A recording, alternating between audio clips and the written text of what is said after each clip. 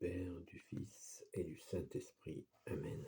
La paix de Jésus soit dans votre maison. J'espère que vous allez bien, que vous êtes dans la paix et la joie de Jésus. Là, je n'ai pas fait de vidéo ce matin, j'en fais une ce soir. Et je redescends à peine du Saint-Pilon.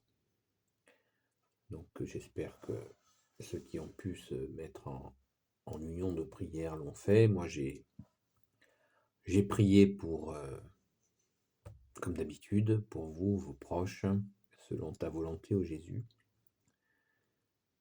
Et voilà, j'espère que certains ont pu se mettre en union de prière. Il n'est jamais trop tard, bien sûr, pour prier. Mais c'est toujours intéressant de prier ensemble. Et quand on le peut, pourquoi pas. Donc, je voulais vous parler d'un sujet particulier. Oui, le sujet particulier, c'est les évangiles dits apocryphes. Il y en a un de Sainte Marie-Madeleine, il y en a un de Saint Thomas. Et c'est juste pas sérieux. Voilà. Vous le savez certainement, si vous êtes habitué à ces vidéos, que c'est une illusion fabriquée vers le 3e, 4e siècle pour diviser l'Église, bien sûr, comme souvent. Donc ces évangiles dits apocryphes n'ont aucun fondement. Mais c'est pas en fait l'écrit en lui-même qui pose problème, c'est ce qu'il induit. Par exemple, l'évangile apocryphe de Sainte Marie-Madeleine, de soi-disant Sainte Marie-Madeleine, parce que ce n'est pas vrai, eh bien, présente une forme de rivalité entre Sainte Marie-Madeleine et en particulier Saint-Pierre. Voilà la preuve que c'est faux. Car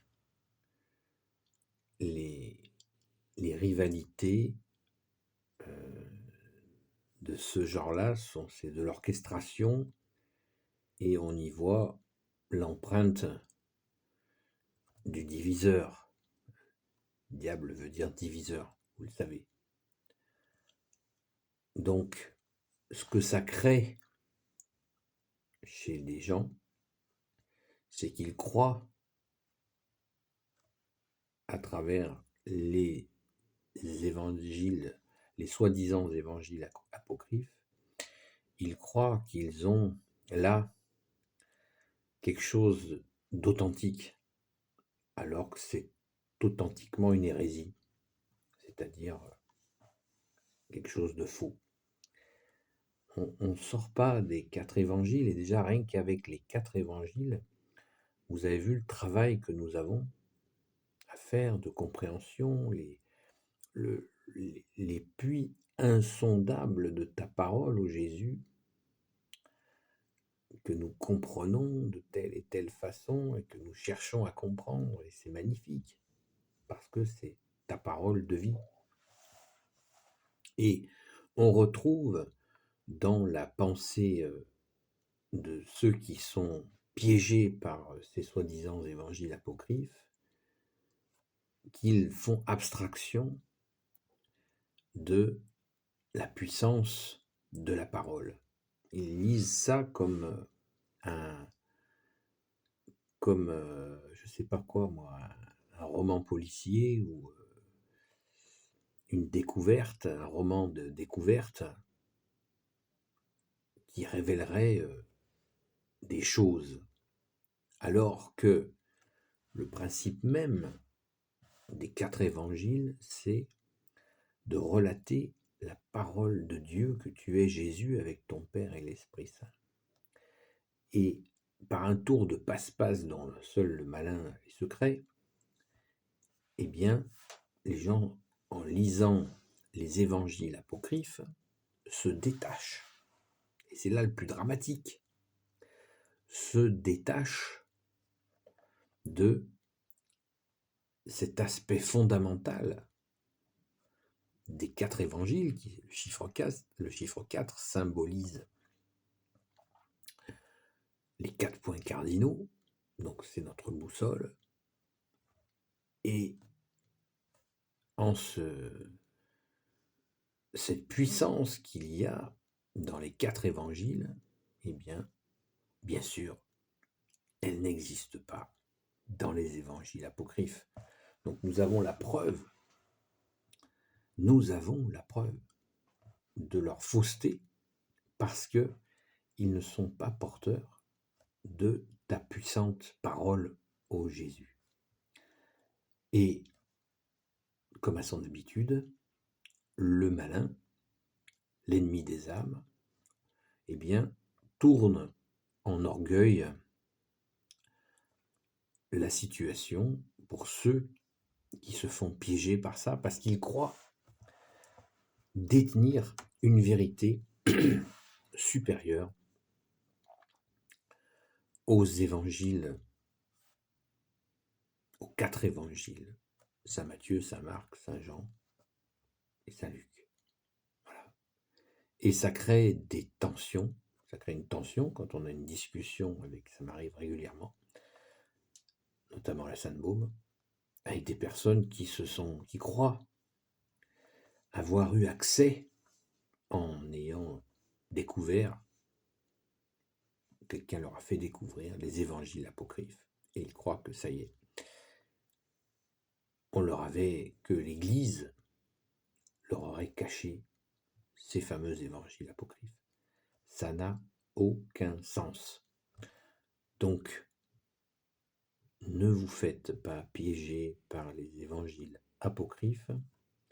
Ils ne sont pas plus apocryphes que vous et moi. Ça n'a pas de sens.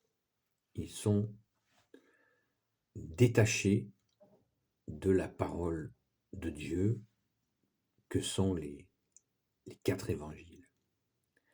C'est absolument consternant, car ça fait des situations de tension quand on a des échanges avec des personnes qui sont dans ce... Elles croient que nous voulons leur imposer, c'est dramatique, les 4 évangiles,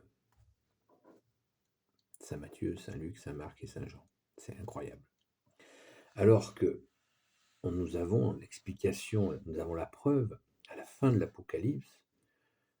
Vous pouvez la lire entière, bien sûr, l'Apocalypse, mais à la fin de l'Apocalypse, il est bien dit, de la bouche de Jésus, c'est Saint Jean qui le relate, que rien ne peut être retranché et rien ne peut être rajouté à la parole. Vous voyez ? Et Jésus se fait très très ferme sur cet aspect-là. Rien à retrancher, rien à rajouter. Donc, on ne peut pas aller au-delà de cette déclaration de Jésus qui vient confirmer que il n'y a pas d'autre. Il n'y a pas d'autre évangile.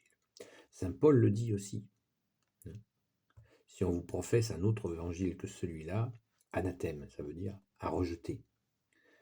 Donc vous voyez, toutes les confirmations sont là pour dire casse-cou, pour crier casse-cou. Mais, hélas,